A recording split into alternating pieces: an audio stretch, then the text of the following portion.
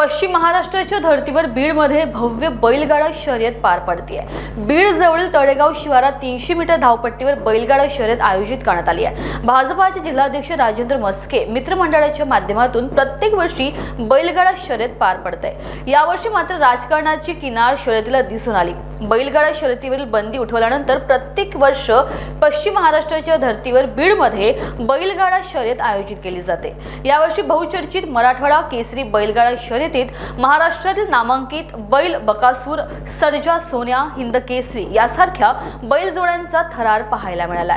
याच बैलगाडा शर्यतीतून भाजपाचे जिल्हाध्यक्ष राजेंद्र मस्के या विधानसभेचे रणशिंग फुंकले।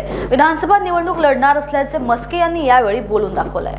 आम्ही दरवर्षी मित्रमंडळाच्या माध्यमातून या ठिकाणी बैलगाडी शर्यत ठेवत असतो। हे तिसरं वर्ष आहे, परंतु यावर्षी आम्ही मराठवाडा केसरी हे त्यातून प्रथम बक्षीस या ठिकाणी देणार आहेत आणि ट्रॅक्टर बक्षीस ठेवलेला आहे। त्याच्यामुळं शेतकऱ्यांमध्ये अत्यंत उत्साह या ठिकाणी दिसून येतोय।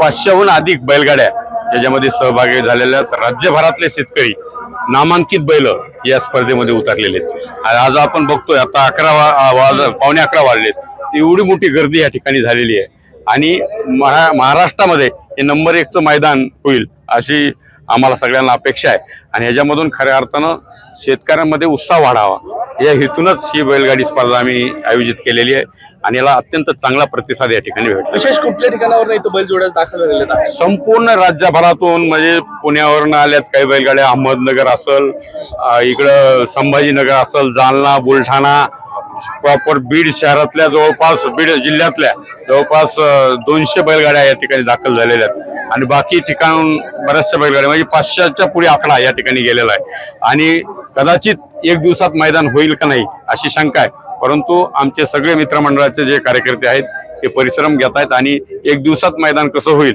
यासाठी आमचा प्रयत्न या ठिकाणी सुरू आहे। तुम्ही भाजपचे जिल्हाध्यक्ष आहात, पण या ठिकाणी पंकजाताईंना यावेळेस तुम्ही बोलवलं नाही असं दिसतंय, का नाही नेमकं? पंकजाताई हे आमच्या नेत्या, ते मागच्या बैलगाडी शर्यतीला या ठिकाणी आल्या होत्या।